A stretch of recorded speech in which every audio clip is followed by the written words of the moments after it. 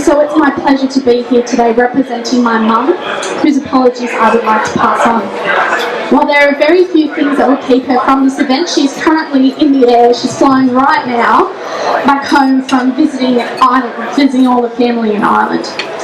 So for Mum, Ireland, her family, the history and the memories are all fiercely connected to her sense of identity. And considering the trip was the first one back to Ireland in 17 years, which is a fairly long time, I'm pleased pardon us. So her mum was born and raised in Western Sydney, Ireland, and her parents' counties of Cork and Kilkenny feel very much like a second home to her. I'm sure most of you, being either Irish or of Irish descent, would understand that the place of birth doesn't necessarily dictate one's sense of home. So I feel it's important to establish that Mum's Irishness and her Labour values are one and the same. I feel her strong sense of social justice, need for equal opportunity and steady judgment can all be attributed to her Irish upbringings and her Labour values. Deborah's parents, my grandma and grandpa, had a grand total of $20 when they arrived in the land of opportunity back in 1960. So clearly they were strapped for cash, so they relied on the assistance of family and friends to get by until they were able to find a place of their own, such as Irish hospitality. A few years after their arrival in Australia, my grandma and granddad had 3 children so far, a business and a tiny little fibro shack in Toongabbie, and Mum's driven me out to see her once and I tell you what, it's not very pretty. So, despite some growth and change in that time in the few years that they were in Australia, they still weren't too far from that $20, but that didn't deter them from their Irish heritage, their Catholic values. So the stories I hear of the generosity never cease to amaze me. In that 3-bedroom little shack in Toongabbie, there'd be 12 or 13 or 14 people living there at one time.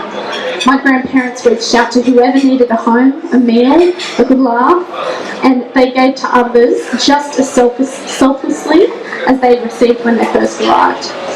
As a result, stories of Toongabbie, and I'm sure many of your family stories are the same, they always involve an uncle or an aunt or a cousin or second cousins or just a lad from down the pub. And Mum grew up in this environment, and that was a place where giving to others was the incarnation of what goodness is.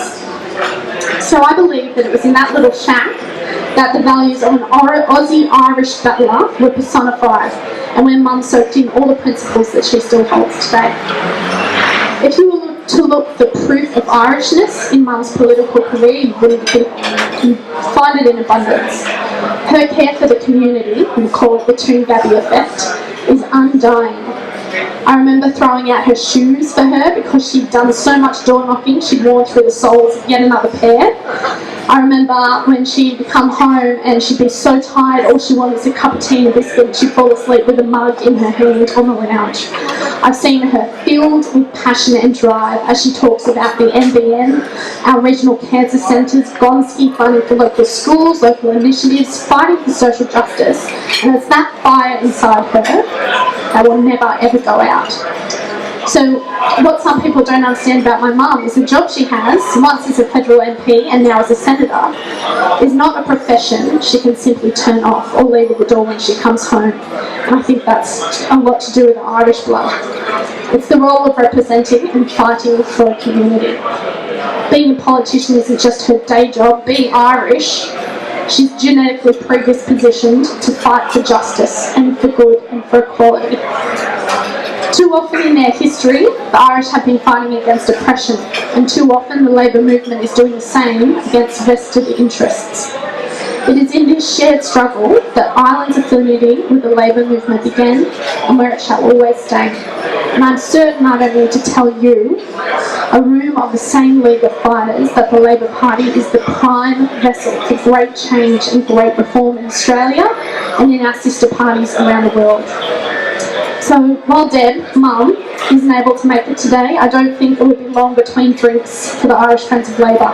Considering our inclination towards good food and good drink and good company, it won't be too long till the next event, I'm sure. So, without further ado, I'd like to take the opportunity to introduce our special guest, Derek Nolan is the member of the Parliament of Galway West, a constituency that includes Galway City and Connemara in County Galway.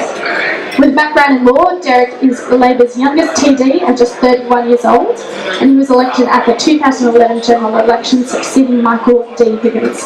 Ladies and gentlemen, if you'll please welcome Derek Nolan TD.